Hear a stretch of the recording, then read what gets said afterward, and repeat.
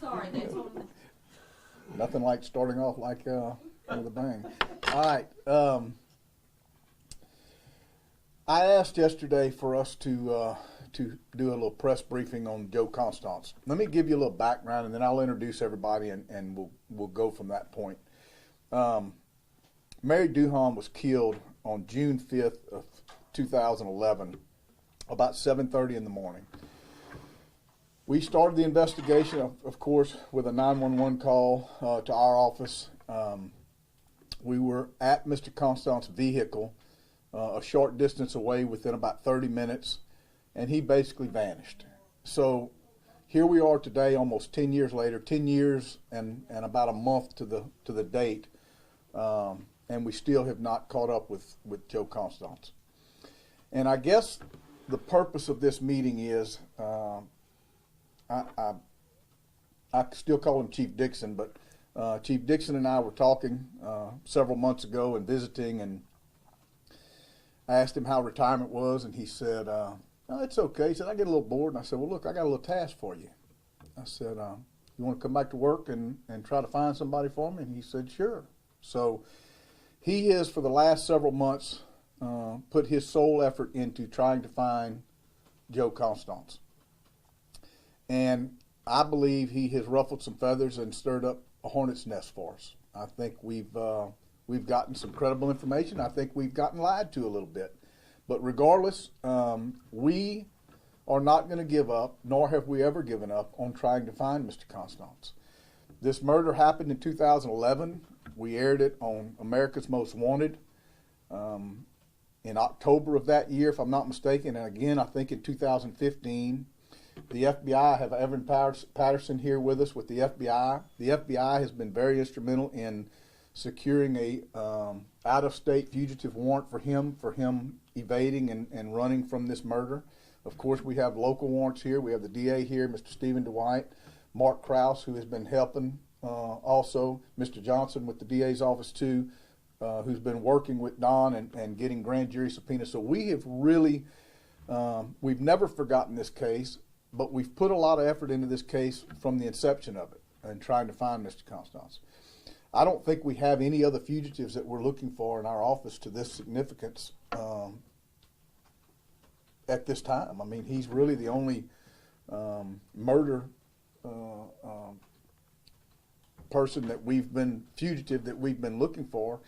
And again, we've put a lot of effort in this. The FBI has put a lot of effort into it. The U.S. Marshal's Office couldn't be here today, but they have put a lot of effort into this. So we have worked very hard to try to find and bring to justice Mary Duhan's killer.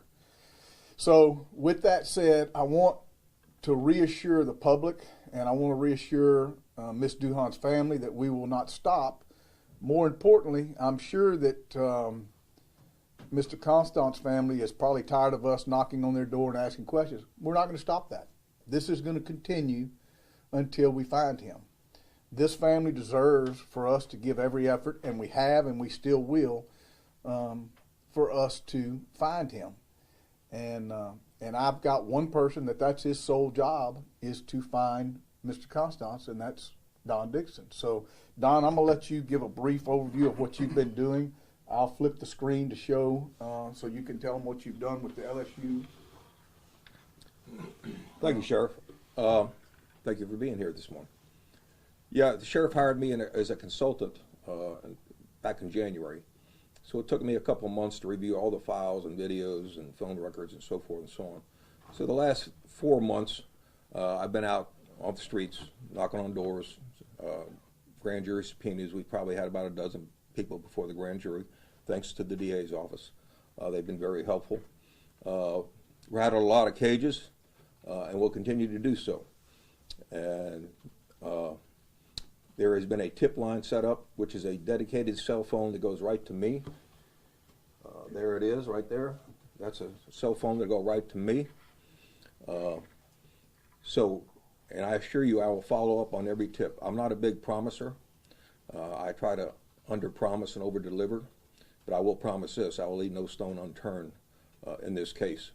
Let us never forget the victim, Mary Duhan. And in a cowardly act, Joe Constance, broke into that trailer and murdered a defenseless woman. Also in that trailer were 4 other people, including the victim's daughter. One of the greatest joys of my life is being a grandfather. If Mary was alive today, she would be a grandmother. Constance took that away from her. The family needs closure. He needs to be brought to justice. That's all I have to say. Thank you. So I told you, from the time this case started, our detectives worked very hard. We had, at the time, when we started the manhunt for him, we had every agency in Calcasieu Parish looking for him, all over this parish.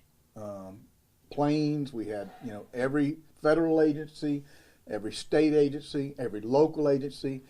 It was outside the city limits, but at the time, Chief Dixon was the chief, and all the other chiefs, we sent manpower. We probably had 60, 70 people looking for him out in the woods, and this is one of those that really all of us have been baffled about how he got away. But we have not forgotten, and nor will we stop and pause. We're going to continue looking for Mr. Constance. So where we are today and all that we've done has brought us to this point. We believe that we have ruffled some feathers and gotten some good information, and we think we've been lied to. One of the reasons for this particular meeting, press conference, is to the DA and Don and I have met and come up and looked at all the information that we have. Some we think is credible, some we don't. And I'm going to let the district attorney talk about an offer and a plea for some amnesty if somebody will come forward.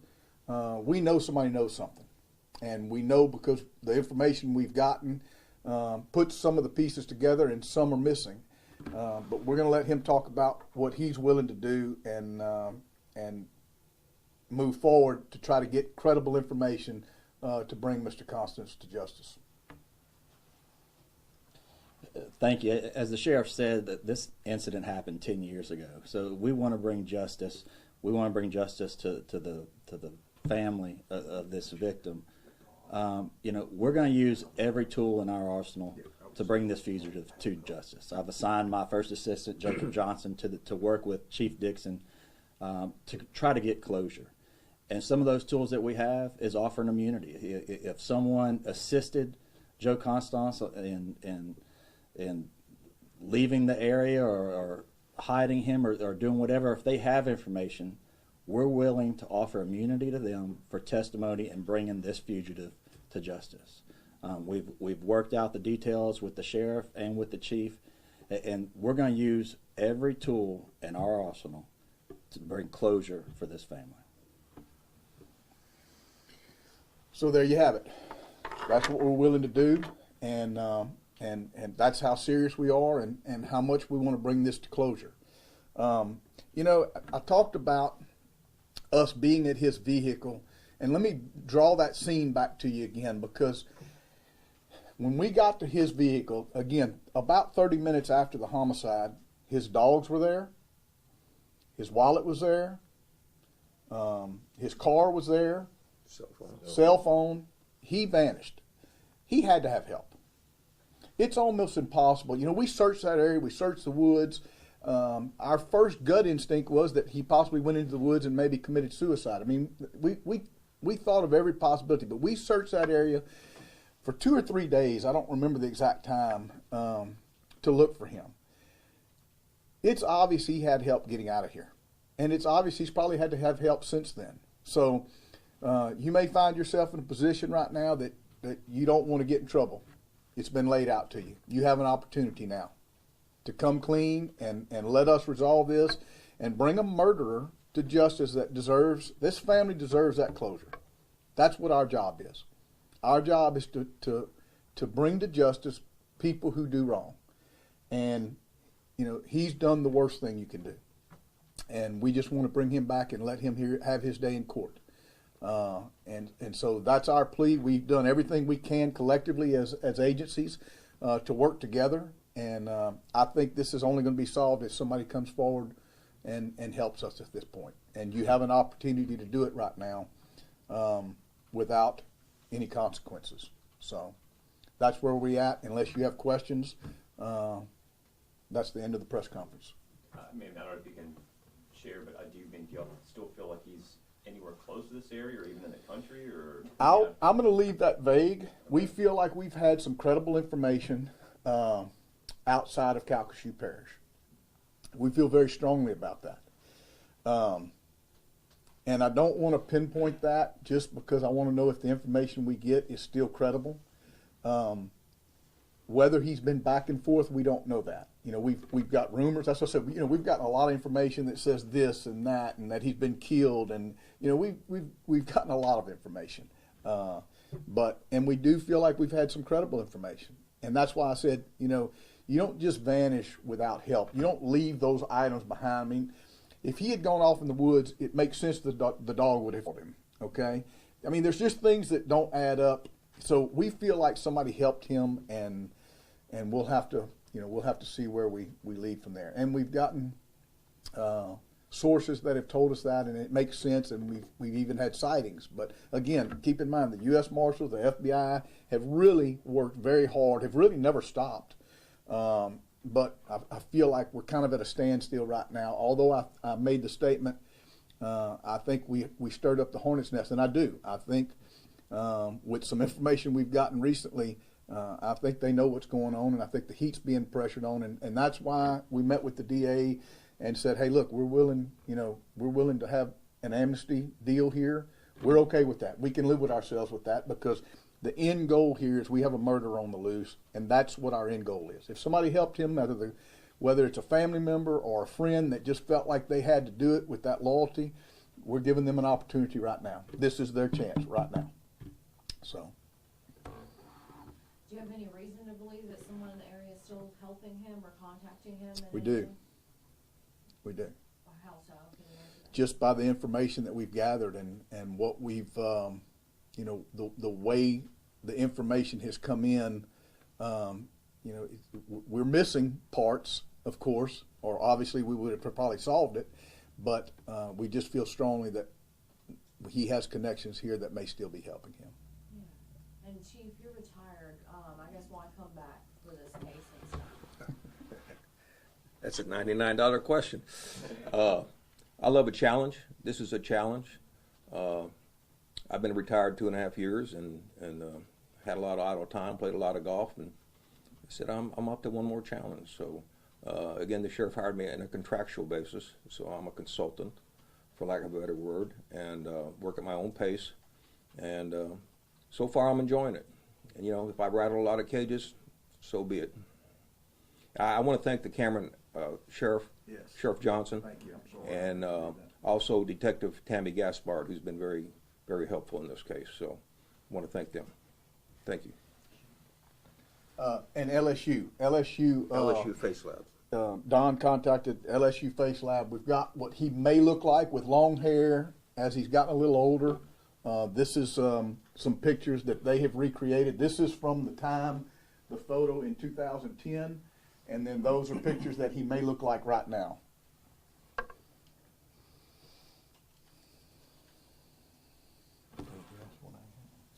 got one more question. Yes, ma'am. I know you kind of touched on it, and I'm going to put two questions in one. Is there any reason to believe that he may be dead at this point? I know you said someone may have killed him. You know, that's kind of the part that we got. We got some information that alluded to that. It just doesn't make any sense. Doesn't add up, and there's absolutely no basis or merit to it. So we do not believe that at this time. So. Last thing, and I know like rumors fly a we're- lot. Is there? Did he have any ties to like any organizations, like maybe like drug organizations? Yes, he had ties to I think several drug organizations and gangs out of prison. Again, that's where the FBI and the U.S. Marshals Service have really worked hard to dissect that and to figure out where they may be. These groups may be helping him too. So yes, the answer to that question is yes. White supremacist. And he's a white supremacist also. Sheriff, you were speaking of the amnesty offer here with the DA's office, but can you talk about the dollar amount? That was the reward. There is a reward the FBI has put up. This was when it first started. It still stands, a $20,000 reward. for anybody that can give us credible information that leads to his arrest. So. All right, I want to review some of the things that you've already said. You said that he basically vanished. He left his dog, his wallet, his car, and his cell phone. Okay, how much planning and premeditation goes into something like this to break into someone's house or force their way in? I'm sorry, kill an estranged wife, and then poof, you're gone. Well, and that's we feel that. We feel like he had to, either he himself planted a getaway car and did all that on his own, or somebody helped him. And we believe somebody helped him.